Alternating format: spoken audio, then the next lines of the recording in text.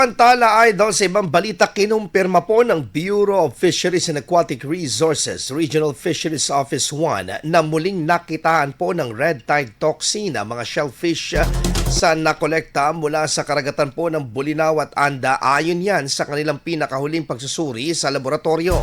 Kaugnay nito, mariing ipinapayo sa publiko na umiwas muna sa panghuhuli, pagbebenta at pagkain ng shellfish at alamang mula sa mga nabanggit na lugar hanggang sa maglabas ng opisyal na shellfish bulletin ang mga kinaukulan.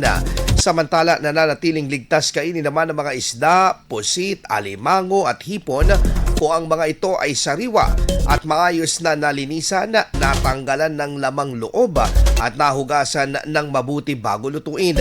Patuloy ang ginagawang pagbabantay at pagsusuri ng BFAR upang matiyak ang kaligtasan ng mga residente mula sa naturang mga lason.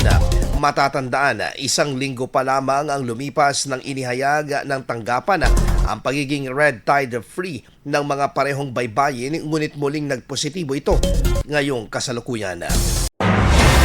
IFM News. IFM News.